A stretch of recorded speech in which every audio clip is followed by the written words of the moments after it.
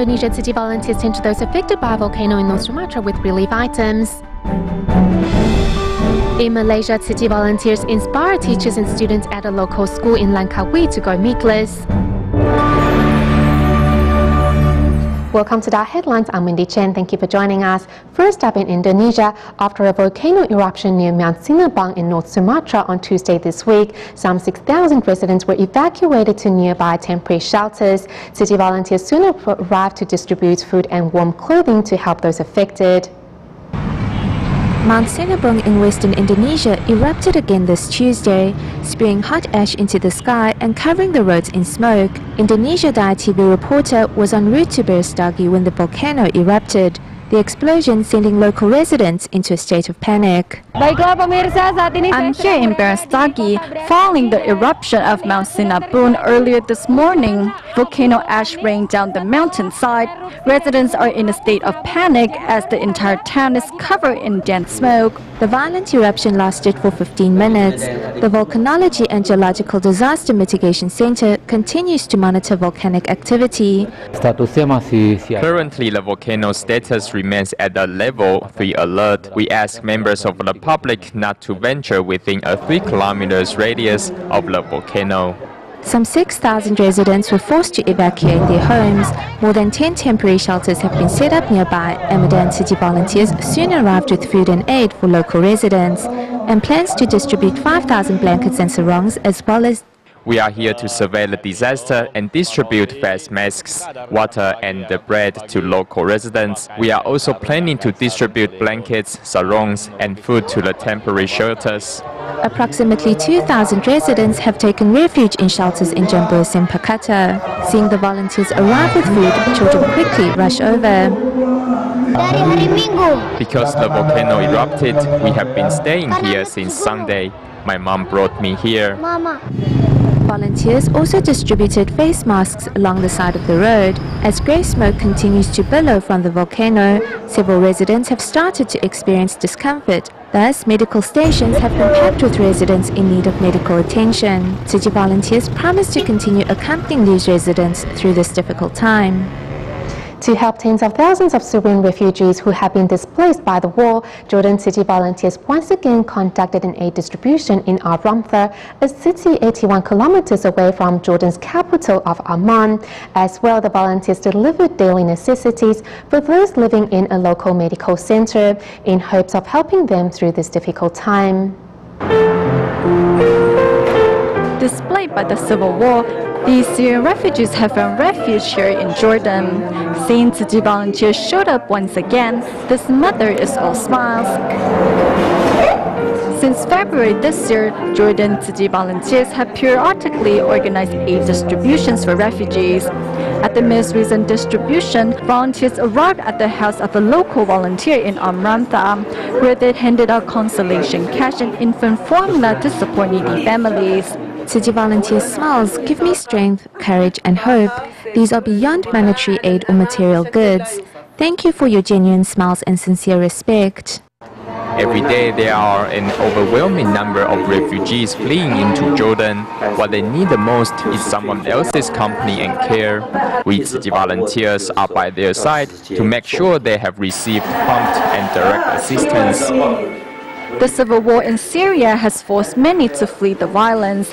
Many of them have been supporting each other at this medical center. To help, city volunteers arrive with daily necessity and a sign language performance to comfort them. We have learned to cherish what we have. We have learned to cherish our blessings. We will spread the seeds of goodness far and wide in hopes of alleviating their hatred against their fellow people. Thanks to city volunteers' basic necessities as well as emotional support, over the past months, these refugees can find strength to get through this difficult time and move on towards a better future. Behind every successful bone marrow transplant are a team of dedicated medical staff. In our next report, we meet 2 medical staff. One is Hualien City Hospital nurse Liu Guizi, and the other is Taipei City Hospital's Hematology and Oncology Division Chief, Dr. Gao Wei Yao, who are both devoted to care for their donors and patients.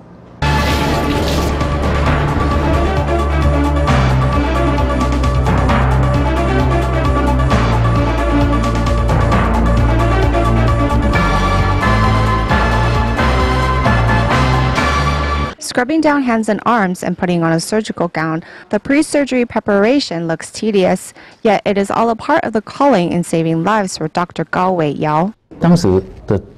In the beginning, I thought this specialty was very specific. It seemed worth studying, as there are many challenging parts in it, and the end result is that I can also help out many people in need. The calling of a medical doctor is to save lives, and one way to do so is in the field of hematology and oncology, which specializes in diagnosis and treatment of blood disease and cancer. The difficult part about bone marrow transplantation surgery is not the process of removing the marrow, but patient's white blood cell count in the days after, because the patient has received a high dose of chemotherapy. We need to take extra care to make sure everything is done correctly and help them survive. We also provide them comfort during recovery time, as the sick need a lot of wisdom and the patience. This is our commitment to the patients, as bone marrow transplant surgeries aren't routine surgeries. It is a high-risk procedure that's only scheduled for someone who absolutely needs it.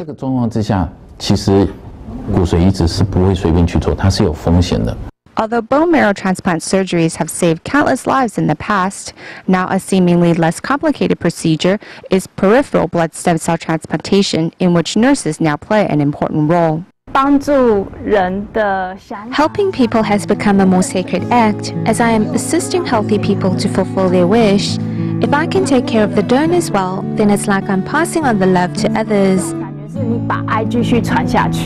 Withdrawing peripheral blood stem cells is not like extracting bone marrow, where general anesthesia is needed. Instead, it has become more like donating blood.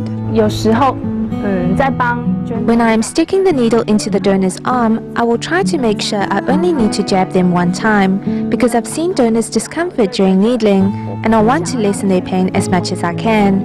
If I can help their donation to go smoothly by doing it in one take, then I will, because I don't want to see them suffer.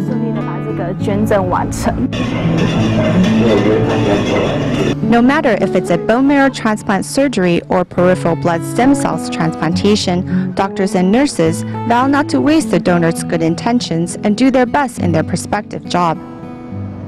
Although the general public is now much more informed about bone marrow transplant than when Tzu Chi first started promoting bone marrow donations 2 decades ago, misunderstandings and myths regarding the safety and nature of the procedure are still all too common.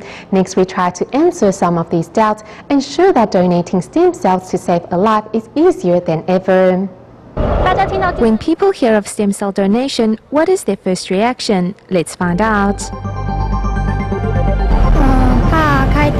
I'm afraid that after the operation, one half of my body will be paralyzed. I know that they will extract some fluid from your spine. They need to take bone marrow. It's like when you give birth and the doctors will give you a shot during the process. Some worry about the side effects. For the public, it seems stem cell donation means surgery, pain, and possible side effects. But how does it really work? Most of our stem cells can be found in our bone's marrow. Our blood cells all come from these stem cells. These stem cells are continually growing and producing new blood cells and the like.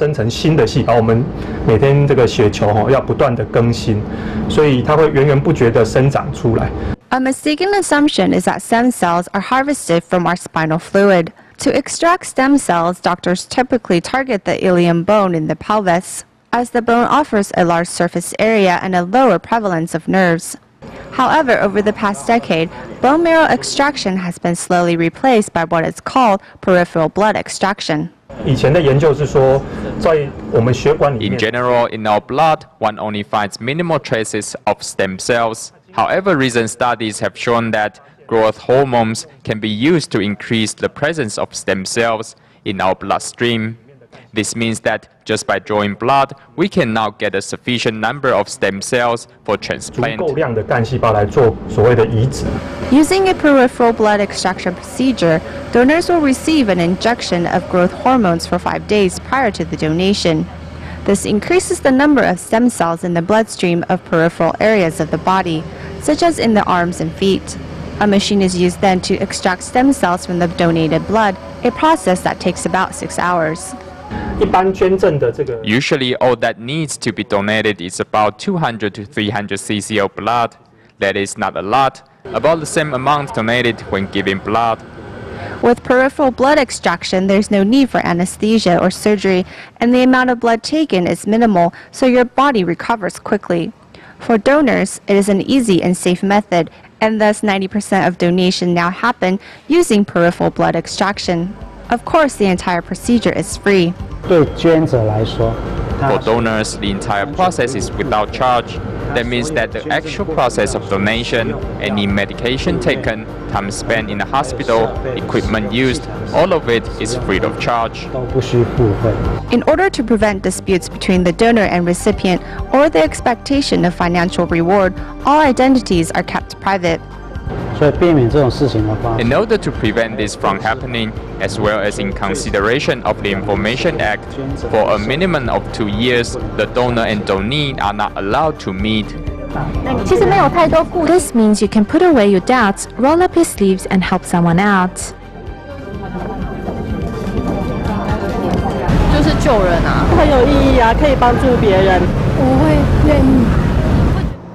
In 1999, Kyle Colasso traveled from the United States to Taiwan to receive a bone marrow transplant. Luckily, after the surgery, Kyle made a full recovery.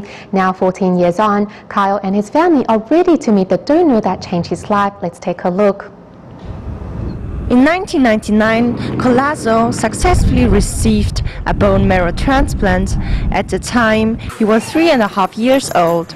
14 years has passed since he underwent the surgery, and the little boy in the picture has become a young man. Hey, I have found some more pictures. Yeah, I have a box here that I found. I found some pictures when we were in Taiwan. Oh, look at Kyle here. When he was a cute little boy. So when Kyle was a baby, he was very sick. And there they told us he had cancer. And they actually told us he wasn't going to live. Bone marrow transplant was the only... There was no other choice. There was no other avenue. I like listening to music, hanging with friends, you know, going outside, taking a walk. I'm Kyle, and I'm 17, and I survived leukemia from getting a bone marrow transplant from my donor. Look at those motorcycles. Whoa. Maybe we could rent one. We'll just have one. All 5 of us will go on. And we saw all these.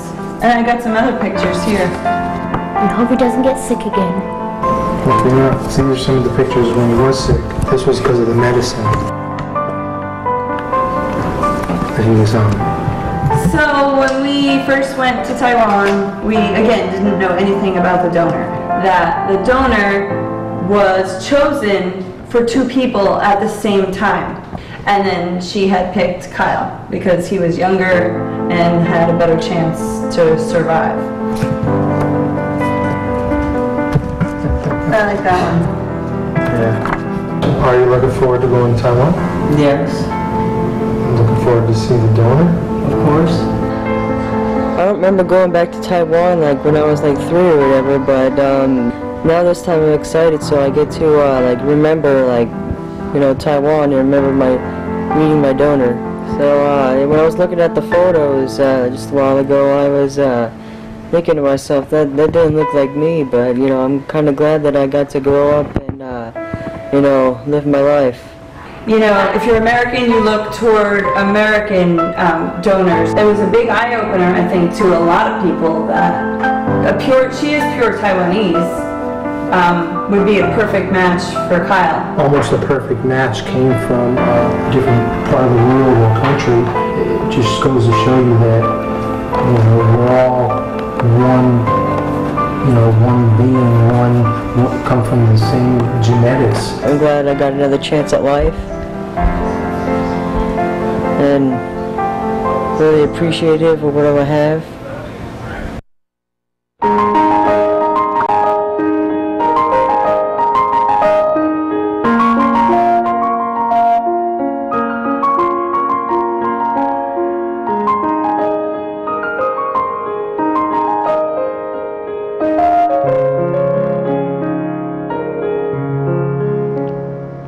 As the 2013 annual TIMA conference continues in Hualien, the third simulation surgery focused on urological surgery practice has also kicked off. The selfless contribution of the silent mentors has given these physicians an opportunity to gain priceless knowledge and expertise.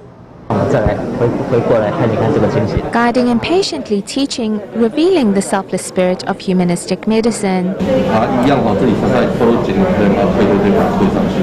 Here in the surgical simulation room, the focus of today's simulation is on urinary incontinence in women and pelvic organ prolapse. Previously, a synthetic mat was used to treat a pelvic organ prolapse, but if the mat is placed too tightly or incorrectly, it can affect the surrounding organs, such as the intestines or the bladder. Another focus of the surgical simulation is on laparoscopic surgery techniques, a technique only practiced by a few hospitals in the country. Laparoscopic surgery has revolutionized modern medicine. This new development has shortened a patient's hospitalization and recovery period, and it has reduced surgical complications.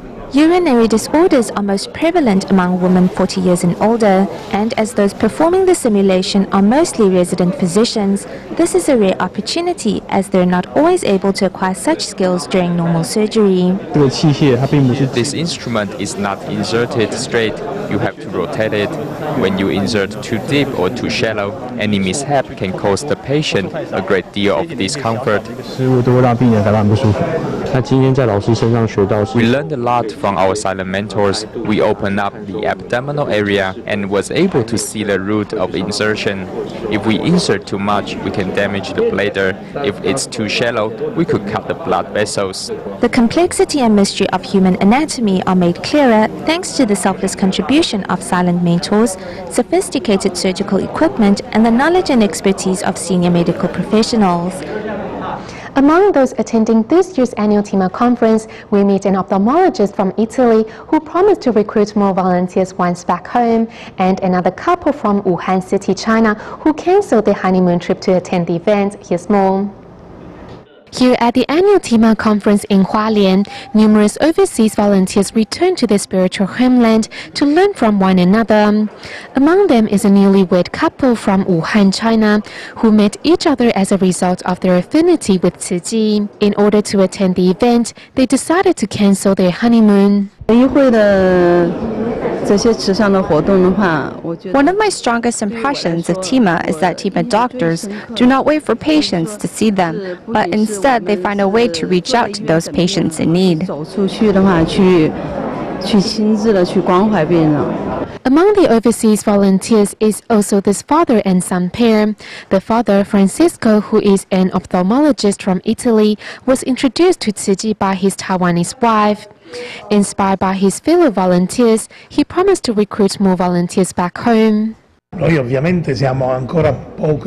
ophthalmologist. I provide medical service to help needy patients. Though the Tzu Chi office in Italy is still small, I will do my best to recruit more people to join our ranks. At the annual TIMA conference, TIMA medical staff's unselfish dedication has inspired kindness in all the attendees, who in turn will bring Tzu Chi's great love back home with them and influence those around them for the better. Moving to Malaysia, Kedah Tzu Chi volunteers successfully invited 751 residents in Langkawi to join their vegetarian event, with 165 students and teachers from a nearby Tamil elementary school among that number. Let's take a look.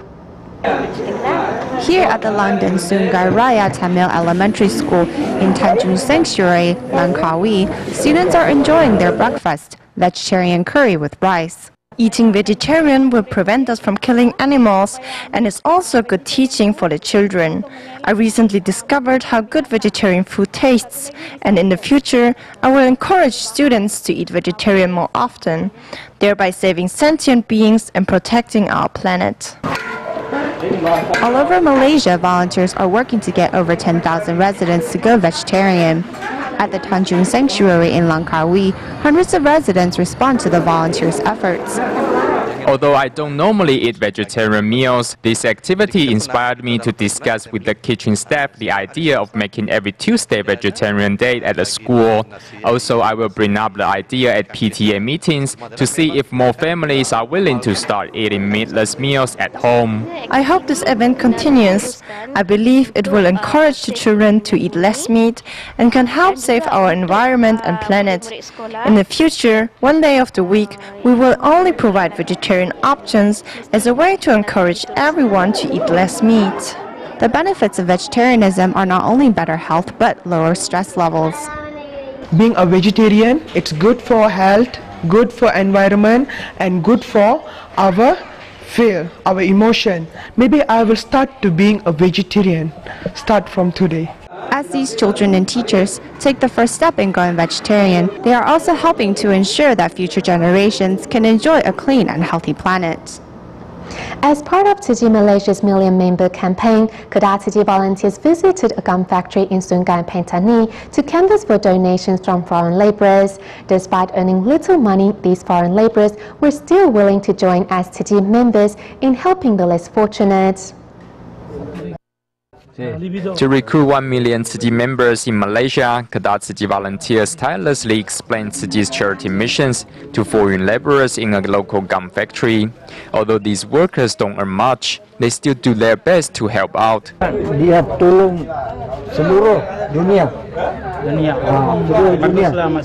As Tiji volunteers come to me, I say yes, I can donate some money. I'm happy to help the less fortunate.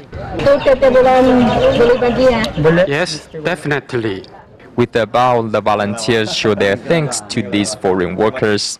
5个宿舍。5个宿舍。5个宿舍。都会走完了。应该是会走到完，走到完。好。就是前面那边。好。Led by Tiji volunteer Liu Bingkun, who is also the owner of this gum factory. The volunteers visited Liu's employees and canvassed for donations at each room. Ingatlah you bagi saya RM5. Saya bagi you sudah buat 5 bulan dah. No? dulu. Sudah 5 bulan dah. Setiap bulan RM1. Ini sudah cukup lah. We hope that they can make donations and extend their love on a monthly basis. Dulu you pernah bagi dia untuk tolong orang susah kan? Saya dulu agak susah juga. So sekarang you mau tolong orang? Iya. In Malaysia, foreign laborers constitute 13% of the total population. As Tiji volunteers hope to inspire kind hearts regardless of religion or ethnicity, the Million Bodhisattva recruitment campaign is well on its way to helping create a peaceful and harmonious society. As this year marks the 20th anniversary of the Tiji Stem Cell Center, an event was arranged for bone marrow donors to meet their recipients. Some 30 recipients who have received successful bone marrow transplants all looked forward to expressing their gratitude to their donors in person. We'll leave you with these images. Thank you for tuning in. Goodbye.